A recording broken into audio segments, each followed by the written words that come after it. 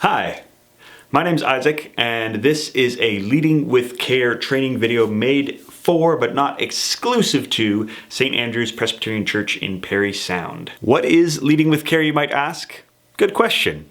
This is the Leading with Care policy manual. It is full of legal jargon, all kinds of stuff. It's all great information, all great stuff, but super boring to read. So we're gonna do something a little different.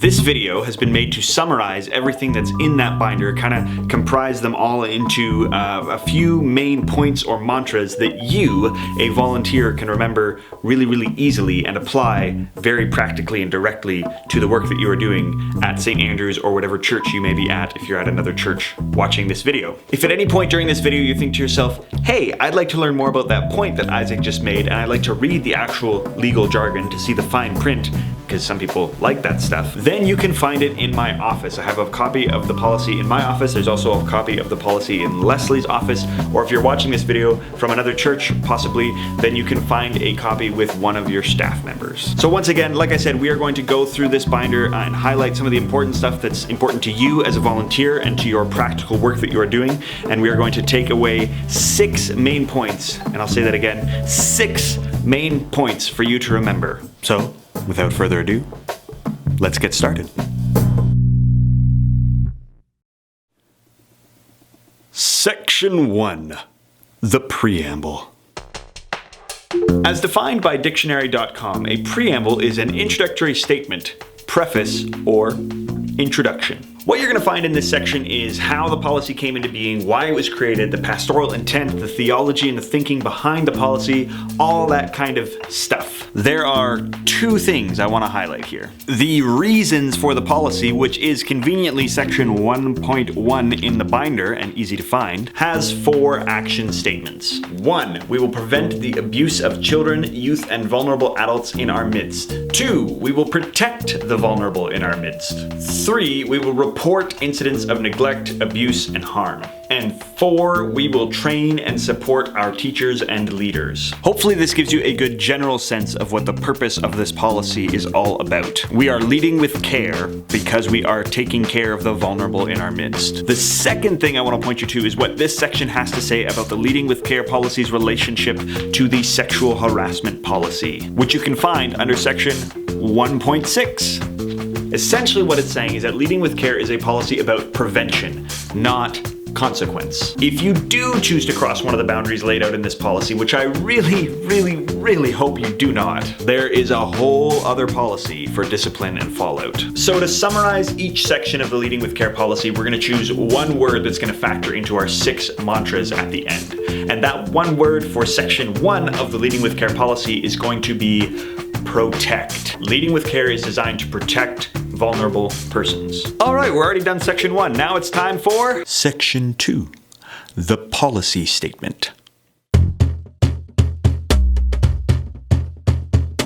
Section 2 is mostly an overview of how the Leading with Care policy can and will be implemented in churches. This is entirely leadership's concern. This does not concern you as a volunteer. You are our much needed and much appreciated feet on the ground, and we don't want you to have to worry about how this policy is getting properly implemented. We just want you to be able to use it well. So that being said, there is only one thing that I would like to highlight from this section, and that is the actual policy statement, because it's good for you to know what the policy statement is. So I'm going to read that because it's too long for me to memorize. Sorry. It is the policy of the Presbyterian Church in Canada that all persons, and in particular all children, youth, and vulnerable adults who participate in the denomination's programs and ministries and or use the denomination's facilities will be cared for with Christian compassion and will be safe. That's a pretty self-explanatory policy statement. It's kind of the point of it. So let's jump right to our one-word summary of section 2. Our one-word summary is proactive. Based on its policy statement, we can assume that Leading with Care is proactive in its protection of vulnerable persons. Section 3. Putting the policy into practice.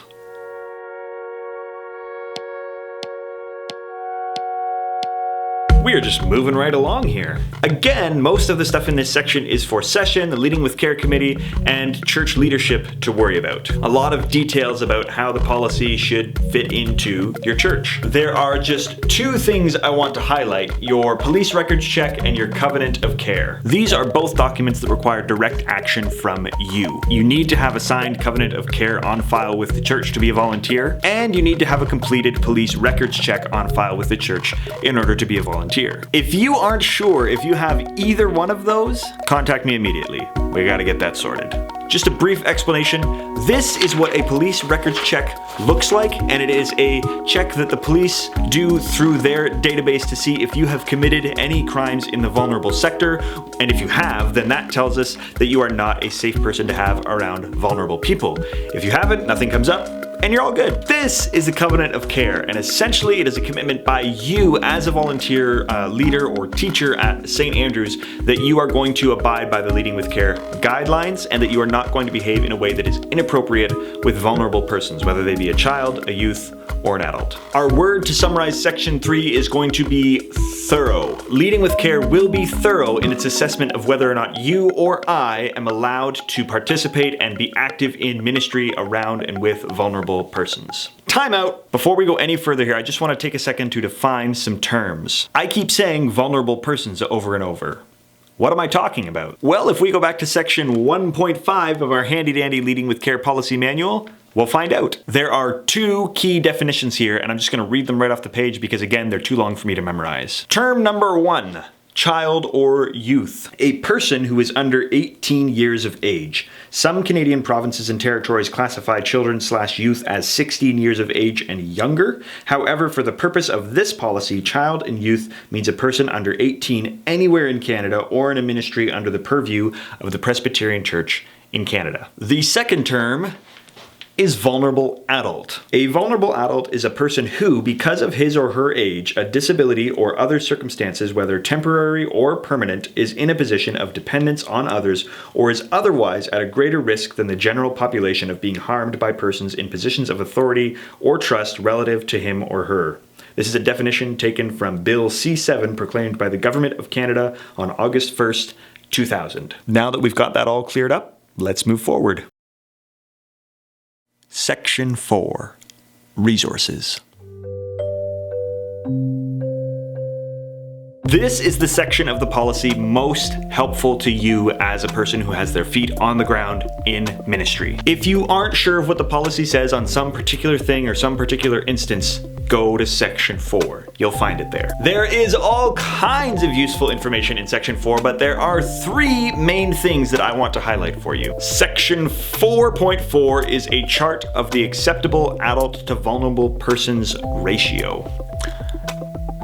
Can I have that in English, please? Basically, what this section is telling you is giving you a guideline of how many adults should be present in the room with a certain amount of vulnerable persons. It's like a minimum kind of thing. You may go to this section and you may notice that nowhere does it say 1 adult per this many students. It always says 2 adults per this many students. And then, if you're a Sunday school teacher, you may think to yourself, wait a minute, I teach Sunday school and there's often only 1 adult per classroom. The reason this still fits within the Leading with Care guidelines is because that adult is not actually physically alone with the students. That is why all of our classrooms have either a half door or a window on them so that the room is not closed off and separated from everyone. You can still see in and see what's going on, and you can still hear what's going on. This is where we're going to find one of our most important keywords in summarizing the Leading with Care policy, and that word is accountability. I'm going to give you an example of a situation where there can be 1 adult with students. Oftentimes in our senior high youth group, there will inevitably be a student who needs a ride home. So what I choose to do as the leader in that scenario is I ask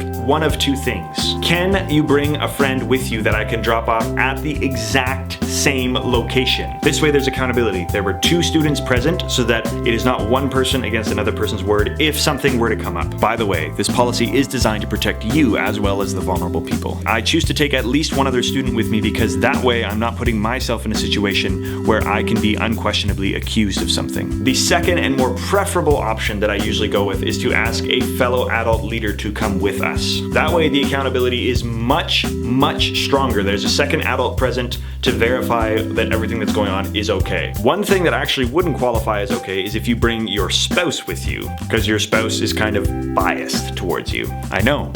Weird, right?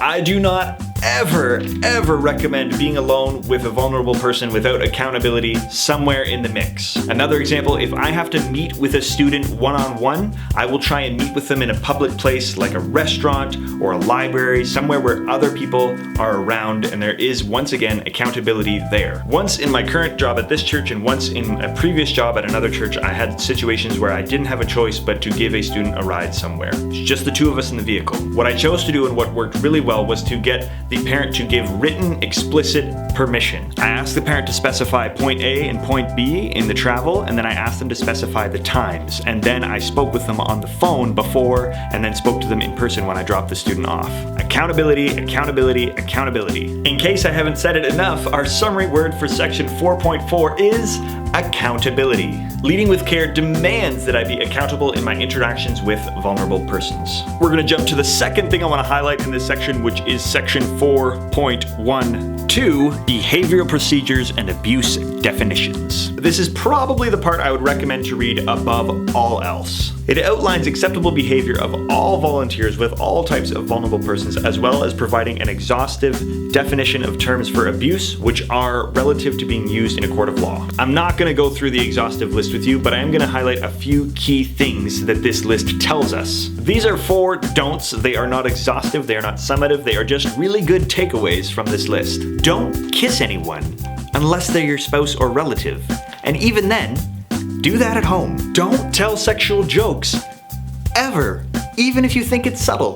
Just don't. Don't invite a child or vulnerable person to sit on your lap. Now I want to make one little clarification here, because we have a group at the church called Kids Club, and some of these kids of their own accord choose to be physically affectionate with leaders. One of the things they often try and do is sit on your lap when we're sitting in a circle on the floor. We have a set of rules for Kids Club that we go over with the kids at the beginning of each week, and one of those rules is that we keep our hands to ourselves. And so if we're sitting on the floor and a child chooses to sit in my lap or attempt to sit in my lap, I will gently, quietly, and kindly remind the child that we are supposed to keep our hands to ourselves. I don't need to guilt trip them, I don't need to make them feel bad, I don't need to panic because there's tons of kids and other leaders in the room, so it's not like I'm not in an accountable situation, but I do need to remind the child of the rules we have in place. Our final don't is really simple, but really easy to forget. Don't yell at people. The only time I would say that yelling at people or raising your voice is potentially acceptable is when you're in a loud room full of students and you're trying to get their attention. Even so, you should be doing it with a smile on your face, not angrily like, shut up, it's time to listen to me. Because that, as defined in the abuse terms in this section, is verbal abuse. So the word we are going to use to summarize section 4.12 is integrity. Leading with care demands that you and I have integrity in our interactions with vulnerable persons. For some biblical backing to this, check out Titus chapter 2 and 3, 1 Corinthians 13, and Galatians 5. Moving on to our final section overview, it is section 4.13. Incident reporting. In the horrendous and tragic event that you witness or are made aware of an abusive event that took place within our ministries or within the church, this lays out what you are supposed to do. First and foremost, you are legally obligated to report whatever you see or hear about to either myself, to Pastor Chris, to our Leading with Care committee, to Session, to the police if that's more convenient and quick, because this needs to move along the chain of justice as soon as possible. You can be held legally responsible if damage is done and you didn't choose to do something about it. A really important piece of information that they share here and that I want to highlight is that it is very important that if a child comes to you and shares with you an abusive event that happened to them either at the church or maybe something that their parents or a guardian has done, do not ask leading questions. Leading questions can invalidate a police report and cause a case to be dismissed from court. You don't want to be the reason that happens. What is a leading question, you might ask? If a child begins to tell me a story of abuse, maybe they tell me that their parents were screaming at them about something, the first question I should ask is, what happened next? A question that I should not ask, and an example of a leading question would be, So did they hit you then? Or did they chase you? It should be something that is vague on your part but opens it up for them to share. You can always depend on the question, what happened next, or can you tell me more about that, to not be a leading question. Again, once this interaction has finished, when this child has finished sharing with you, come as soon as you can to myself, to Chris, to Session, to Leading with Care Committee, or to the police. Whatever you can get to fastest. The necessary legal actions will be taken from there. The word we are going to use to summarize section 4.13 is diligence. Leading with Care demands that I be diligent in my observing and reporting of abusive instances that take place both inside and outside of the church grounds or premises. Well, believe it or not, that brings us to the end of our summary of the Leading with Care policy. And before we go, I just want to one more time go over those 6 mantras that we've pulled out of all these different sections. Number 1, Leading with Care is designed to protect vulnerable persons. Number 2, Leading with Care is proactive in its protection of said vulnerable persons. Number 3, Leading with Care will be thorough with its assessment of whether you or I will be allowed to minister to vulnerable persons. Number 4, Leading with Care demands that I be accountable in my interactions with vulnerable persons, i.e. not being alone. Number 5, Leading with Care demands that I have integrity in my interactions with vulnerable persons. Again, see Titus chapter 2 and 3, 1 Corinthians 13, and Galatians 5 for just a few of the examples from the Bible about what having integrity looks like. And finally, number 6, Leading with Care demands that I be diligent in my observing and reporting of abusive incidences both inside and outside of the church building and or premises. Now really quick before we go, why do I say demands? It seems like such a harsh, strong word, Isaac. I use a harsh, strong word like demands when we talk about accountability and integrity and diligence because Jesus demands that we behave like him. We follow a God who does not take injustice lightly. And while our God has infinite and abounding grace for us when we mess up, he is passionate about protecting his children from harm and from evil. So let's get on board with that. Thank you so much for joining me in this Leading with Care training summary video. Make sure you fill out the test that goes along with it, and I'll see you sometime. Thanks, folks. Bye-bye.